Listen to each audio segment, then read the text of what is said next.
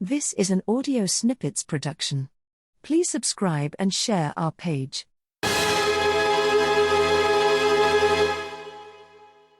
Prologue. 22 December 2006.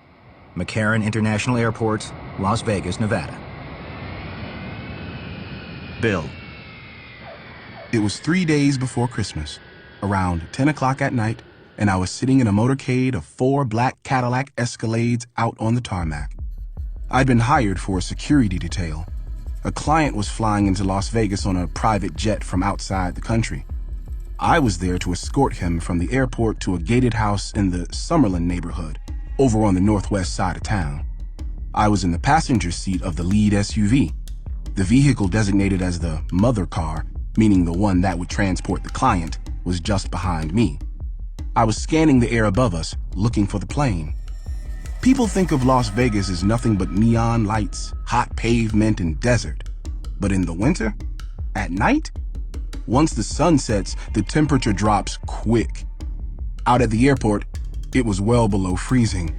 I had the heater turned up full blast to keep out the cold while we waited. The fact that we'd been given vehicle access to the tarmac, that was unusual.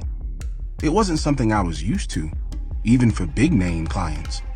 But in this town, in this line of work, unusual is the norm. It's Vegas. An armed motorcade like this one might be hired for a movie star or a CEO, an athlete or a politician. Hell, I might have been hired to help a deposed dictator fleeing a revolution in some third world country somewhere. I didn't actually know who I was there to pick up. A couple of days earlier, I'd come home from a 3-month assignment that spanned 2 countries and 5 states. All I wanted was to rest and spend time with my daughter. Then I got a call from an associate of mine, Jeff Adams. Jeff and I were tight, almost like family. We'd worked together many times.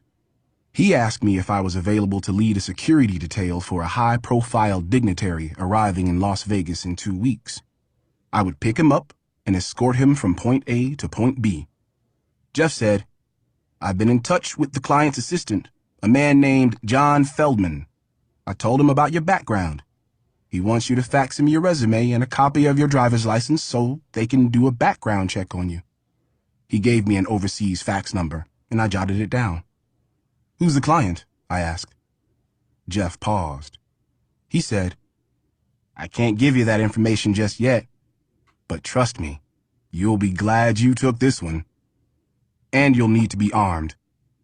I was a little apprehensive about committing, not knowing who it was for. But I'd been in the business long enough to know that sometimes this was just how things worked. Until trust is established, information is on a need-to-know basis. You're contracted for 2 hours, you show up, execute the assignment, and that's that. I've done plenty of details just like it. I told them to count me in. Over the next 2 weeks, these people did a background check on me, brought me on board, and I began making the arrangements.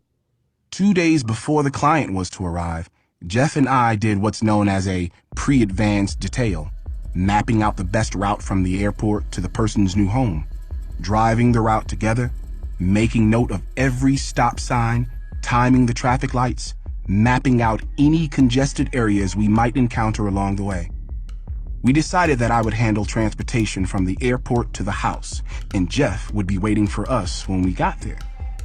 On the day of the detail, I arrived at the airport at 7:30.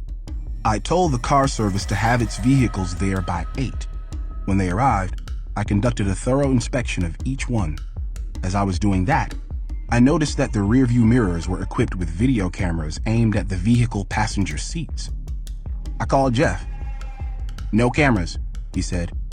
Period. So I went vehicle to vehicle and disconnected each one. At 10 o'clock, we proceeded onto the tarmac. At 10:35, a Gulfstream 5 landed and taxied in our direction.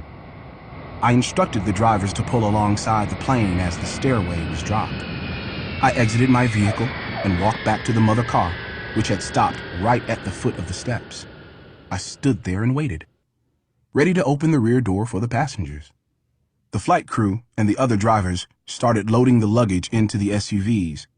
First to deplane was a man in his late 40s, black guy, neatly groomed, but not particularly noteworthy. Then a woman came out. She had a sleeping child in her arms, and she carried him carefully down the steps. They were followed by 2 other children, both about elementary school age. They all climbed in the car. I thought, okay, that must be it. I went to close the door, and one of the kids spoke up and said, "Where's Daddy?" Daddy? I looked back up at the plane. This man was coming down. He was dressed in all black, his face covered with a black scarf. As he got closer, I noticed his feet, slip-on loafers, slender ankles, and white socks sticking out these high-water pants. He came down, past me, and climbed into the SUV with the children. I closed the door, got back in the lead vehicle, and we left the airport. With the holiday traffic, it took us 45 minutes to get to the house. Jeff was waiting. We pulled into the driveway. The gate closed behind us. My car stopped in front, and the mother car drove around the side to let the family out in private. I helped unload the luggage. There were at least 30 bags, and we brought it all inside. Then I went back out to the driveway. Jeff came out of the house. Over the 2-way radio, he said, "We good?" "Code 4, I said. At that point, I figured I was done. I got my subject from point A to point B. It's a wrap. But the curiosity was killing me. I walked over to Jeff and said, "So tell me, who is this guy?" Jeff got this big grin on his face. "Didn't you see him?" he said. I shrugged. "Sure. I saw a skinny dude, a chick, and 3 kids. Jeff leaned in and whispered, "That's Michael Jackson." I just stared at him. To hear the full version, click on the link below. Thank you for listening to audio snippets.